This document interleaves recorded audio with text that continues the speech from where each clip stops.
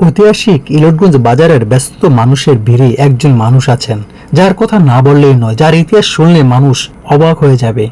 অনেকেই চিনেন, জানেন, কিন্তু ওনার ইতিহাসটা কেউ জানেন না।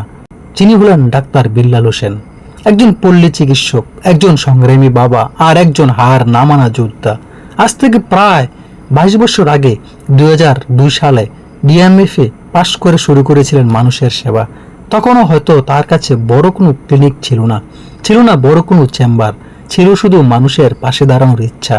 আর সেই ইচ্ছাটাই আজ তাকে মানুষের ভালোবাসার জায়গায় পৌঁছে দিয়েছে। কিন্তু এই মানুষটার জীবনের গল্প শুনলে অনেকে সুস্থ মানুষও নিজের জীবন নিয়ে নতুন করে ভাবতে হবে। মাত্র 7 বছর বয়স, হ্যাঁ বন্ধুরা, মাত্র 7 বছর বয়সে একটি ভয়াবহ দুর্ঘটনায় হারিয়ে ফেলেন নিজের ডান হাতটা। একটা ছোট্ট শিশুর জন্য একটা শুধু হাত হারানো ছিল না, এটা ছিল পুরো পৃথিবীর অন্ধকার হয়ে যাওয়ার মতো কষ্ট। যে বয়সে অন্য শিশুরা খেলাধুলা নিয়ে ব্যস্ত থাকে, সেই বয়সে বিল্লাল হোসেন শিখেছেন জীবন কতটা কঠিন হতে পারে। অনেকে হয়তো তখনই থেমে যেত, নিজের ভাগ্যের কাছে হার মানিয়ে নিত, কিন্তু তিনি থামেননি।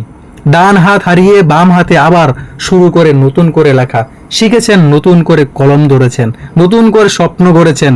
কারণ তিনি জানতেন মানুষের শরীরের একটি অংশ হারিয়ে যেতে পারে, কিন্তু মনোবল হারিয়ে গেলে পুরো মানুষটাই হারিয়ে যায়। দিনের পর দিন কষ্ট করেছেন, সংগ্রাম করেছেন, অবহেলা সহ্য করেছেন, তবু নিজের স্বপ্নটাকে মরতে দেননি। সবশেষ হয়েছেন বিএমএফে পল্লী চিকিৎসক। মানুষের সেবাকে বানিয়েছেন নিজের জীবনের সবচেয়ে বড় দায়িত্ব। আজ ইলটগঞ্জ বাজারের সাধারণ মানুষের কাছে শুধু একজন ডাক্তারই নন, তিনি একজন ভরসার নাম।